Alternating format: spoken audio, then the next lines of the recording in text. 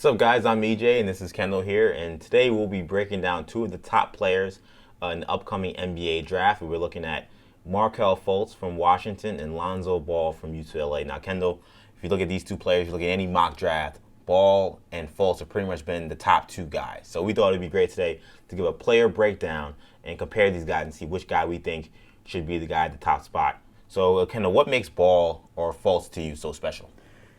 Both guys have similar body types. I think Ball's a little skinnier, but they're both around 6'5", 6'6". I think Ball's a little taller, but they both have all-around game. They can do a lot with the ball, and they can play both ways. So I like both guys as prospects. And as a Celtics fan, the Brooklyn Nets obviously gave up their first-round picks to Boston, so I have a vested interest in both these guys as players. Of course. I think it's ironic that you're wearing a Blue Chips jersey and we're talking about two blue chip prospects coming in the NBA. Ironically, one of them played for UCLA. Is that a little spoiler alert for what we're gonna see for who you're gonna lean towards here? Potentially. All right. I couldn't find a Washington movie jersey, so Yeah. that would be tough. That movie would only be about players getting drafted in the first round, but still somehow exiting the first round of NCAA tournament or not making the tournament entirely. Anyway, let's get to how we're going to do this. So basically, it's going to be 5 separate categories. We're going to have scoring, playmaking, athleticism, defense, and intangibles. Let's start with scoring. And for me, Kendall, Markelle Fultz certainly gets the edge when it comes to scoring. Fultz can pretty much do it all offensively in terms of a scorer. He can shoot it from deep. He can attack and finish at the rim through contact. He can finish above the rim even in certain instances. His release is a little slow. I worry about that a little bit in terms of his pull-up jump shot, but he can score on all levels of the floor. He's pretty much what you look for in a scoring guard in the NBA, which is why scouts love him. Ball, for me, is one of the things I worry about him the most because in this NBA, we've seen in the past players like Jason Kidd or Rajon Rondo or John Stockton be players that can dominate the game without necessarily scoring at a high level or being capable to score at a high level. But in this NBA, so many of these teams now demand their point guards to be real scoring threats. And I don't know if I ever see Ball as a guy who's going to be able to average 20 or even 18, So scoring, I think this is kind of an easy one. I think the edge goes to Fultz. Yeah, I agree. Fultz is averaging like 22 points a game. He's kind of carrying Washington offensively. They're not a great team, obviously, but, he is their number one scoring option, pretty much their only scoring option. And like you say, he can score from all 3 levels of the court. He can shoot from deep. He has a good mid-range game, which you don't see from a lot of young guys nowadays.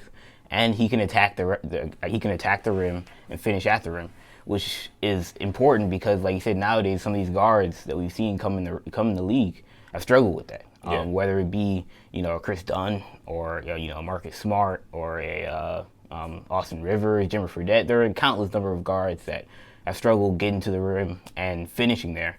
And that's something Fultz does. And that's something I worry about with Lonzo Ball. Because, like you said, he doesn't have necessarily the explosiveness to get by guys. And then when it comes to scoring, I'll give him the slight edge shooting the basketball, even though he had a really funky release. I worry what that release looks like in the NBA. I worry about it. Loses his way, like we've seen kind of Joakim Noah. I know he's a center, but when you shoot like a weird way like that, sometimes shooting that way all the time or getting it right can be a problem. I'll give him a slight pass because Zach LaVine kind of has a funky release. It's worse than Zach LaVine's, but it's similar.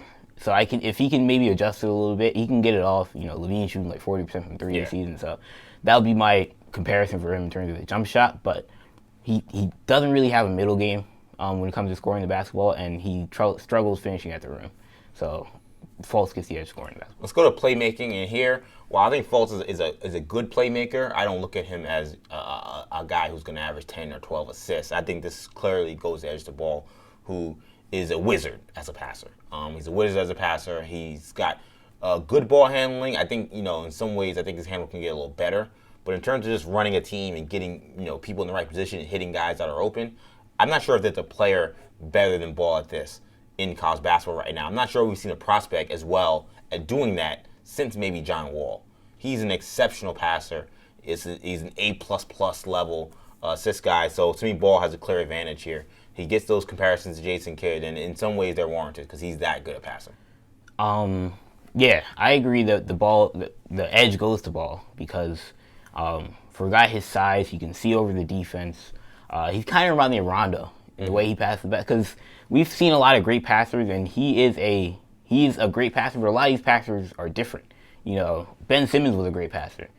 Him and Ball aren't necessarily the same type of player, even when it comes to their playmaking ability. He kind of reminds me of Rondo in that he always looks to pass the basketball. That's always his first.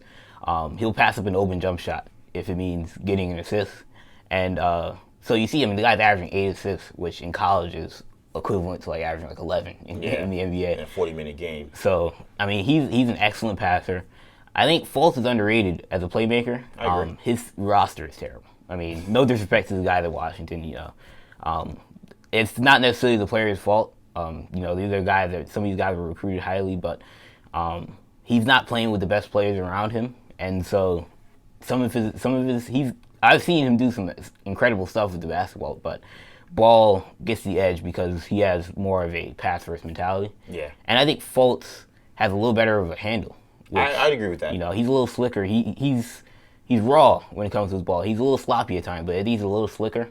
That could do with some other aspects of him, whether it be his explosiveness or what have you. But I think Ball definitely gets the edge in terms of playmaking. Okay, let's go to athleticism, and here I think Fultz has a clear edge.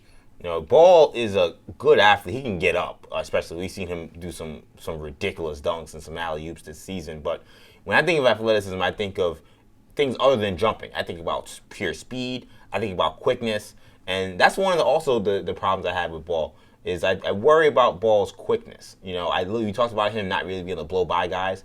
I don't see him really getting by guys off the dribble with any quickness or any speed. I think that he's kind of a guy you can stay in front of if you're a good defender.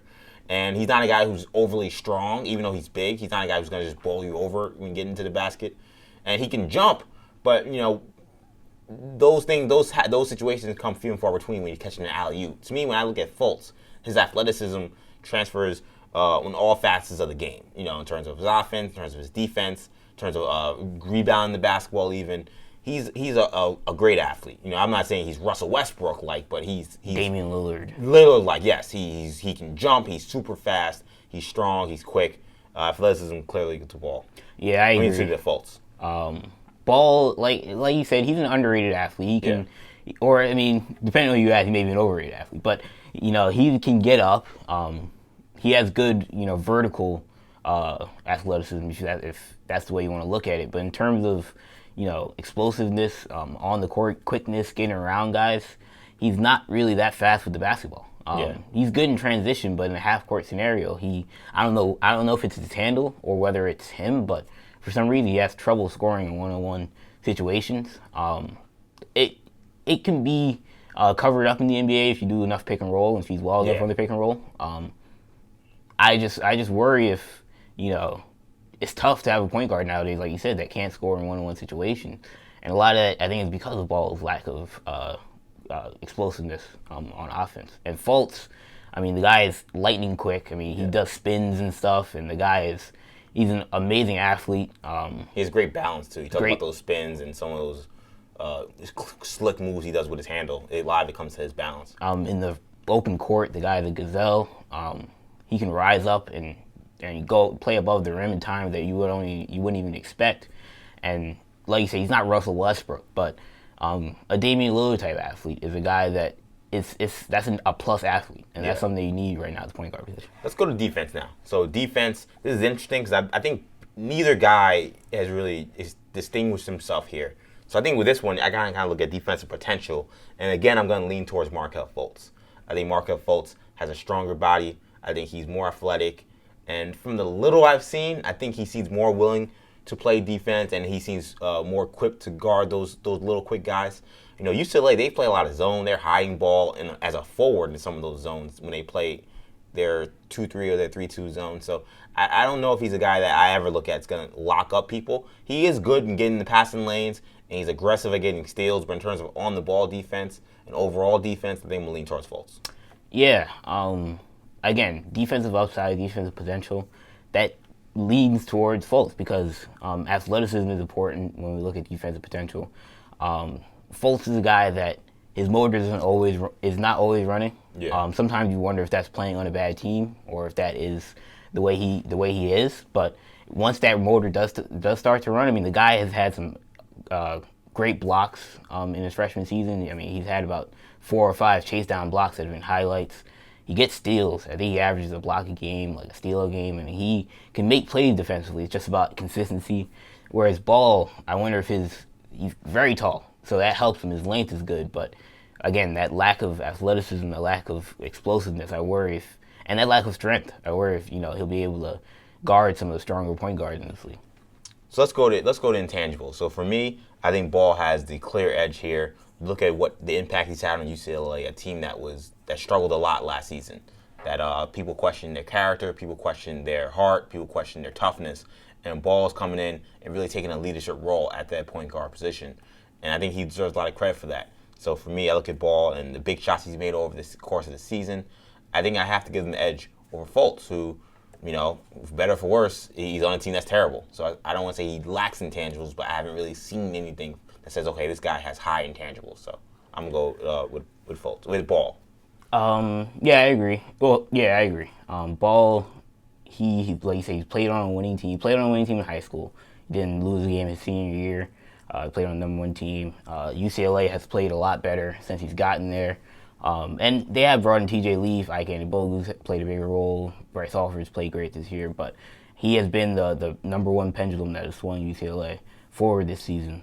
And as for Fultz, like I said, his motor, it comes and goes.